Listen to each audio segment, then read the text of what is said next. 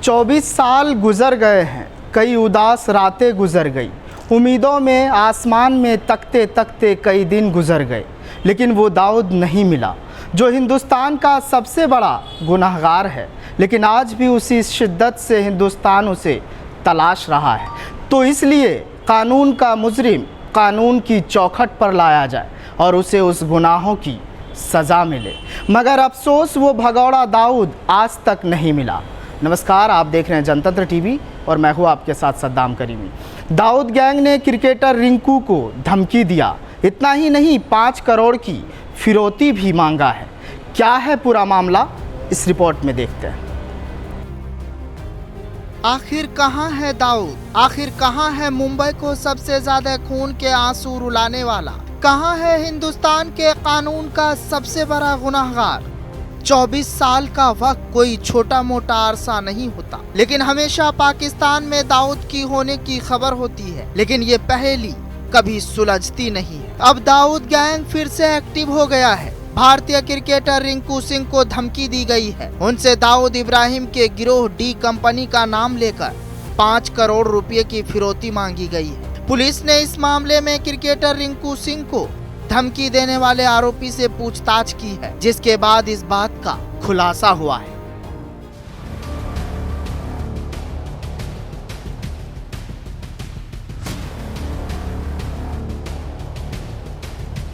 दरअसल रिंकू सिंह से भी फिरौती मांगी गई है। इस बात का खुलासा मुंबई पुलिस की जांच में हुआ है।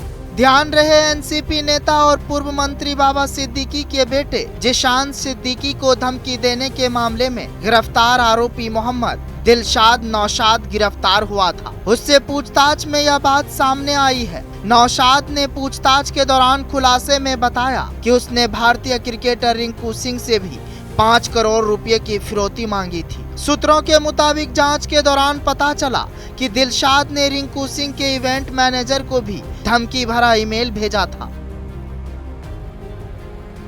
दोनों मामले में आरोपी ने खुद को डी कंपनी का सदस्य बताते हुए फिरौती न देने पर जान से मारने की धमकी दी थी। मुंबई पुलिस ने इस मामले में पहली बार बड़ी कार्रवाई करते हुए बिहार के दरभंगा निवासी 33 वर्षीय मोहम्मद दिलशाद नौशाद को त्रिनाद और टोबैको से प्रत्यर्पित किया था। ये यूपी है, हिंदुस्तान का सबसे जिंदा दिल सूबा। इस प्रदेश के फिजाओं में एक अजीब सी उदासी है, एक अजीब सा खौफ खा जाता है जब अंडरवर्ल्ड डॉन दाऊद इब्राहिम का जिक्र आ जाता है। आपको याद होगा, कभी दाऊद इब्राहिम और उसके गुर्गे ने मुंबई को खून के आंसू रुलाए। वही हाल अब यूपी में करना चाहता है, मगर ये उसकी भूल है।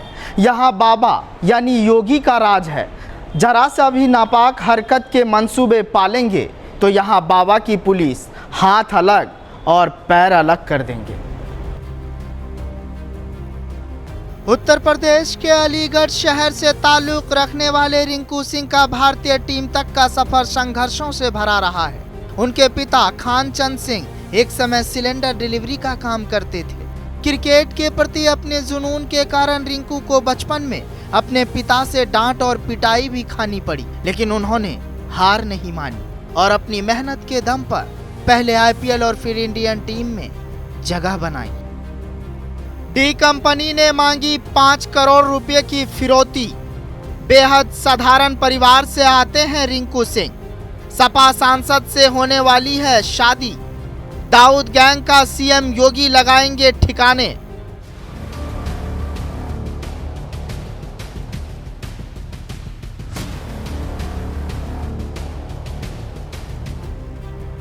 रिंकू सिंह ने आईपीएल में कोलकाता यानी केकेआर के लिए शानदार प्रदर्शन किया है। वह एशिया कप फाइनल में पाकिस्तान के खिलाफ चौका मारकर भारत को जीत दिलाने के हीरो बने थे। बता दें कि रिंकू सिंह की सगाई जौनपुर की मछली शहर लोकसभा सीट से सांसद प्रिया सरोज से हुई है।